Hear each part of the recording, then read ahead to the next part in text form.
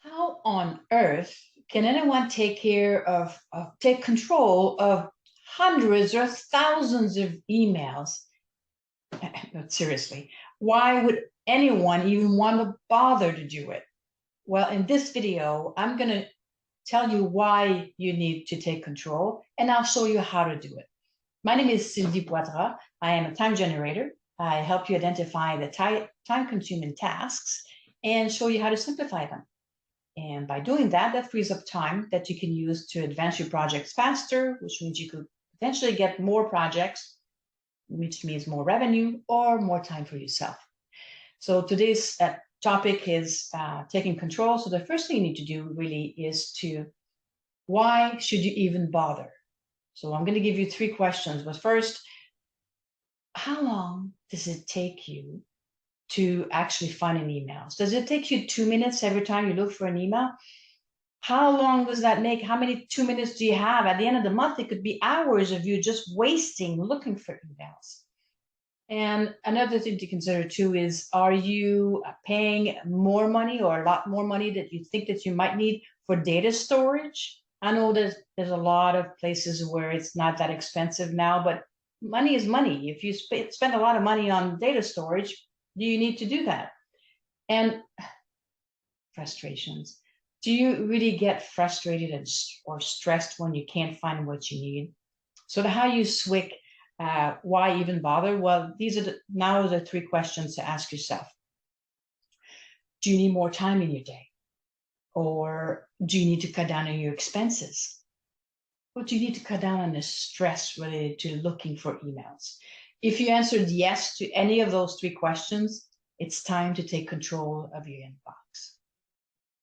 Now, the second subject is which emails to keep. That's always a hard question. What should I keep? Well, first of all, don't go back to number X hundred number email or 1,000 or 5 years ago. Start with the emails that you have coming in today.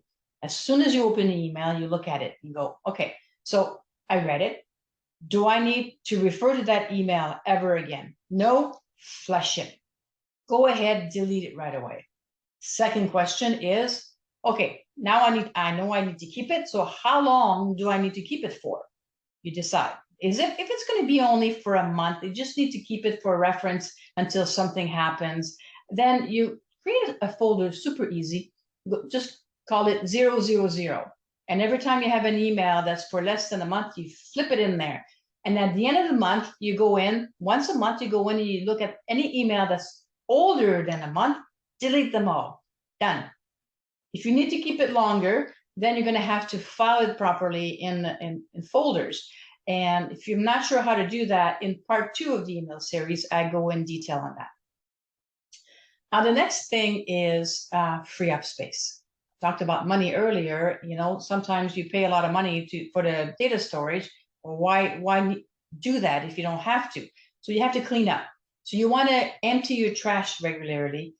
Yeah, in your emails, obviously. You want to empty the delete folder, and you want to empty the spam folder. You also want to unsubscribe from emails or info letters that you're not looking at anymore. Of course, there was a reason that you signed up for those to start with, but if you haven't touched those emails or looked at any of those folders for at least 2 months, then chances are you're probably not going to sign up again. I mean, you're not going to look at it again. And if you think that you should have kept it, just sign up again. It's no big deal. Social media notifications, like seriously. When you go to social media, you'll see if you have new notifications. Why would you add more emails that you already have too much of? Just unsubscribe, like not unsubscribe, but you can actually stop those notifications from coming in. And if you want to delete a whole bunch of emails at the same time, well, you can filter by name or by date or by subject, and then you can find a whole bunch of emails that you don't need, and just click delete on all of them, and it's going to go a lot faster. So how do you SWYCit, free up space? When you have an email in front of you, you ask yourself, am I ever going to need to look at that email again? So the topic today was taking control of your inbox, and we covered why you should even bother. Make sure you answer those 3 questions. And then we talked about which emails you should keep and how to free up space.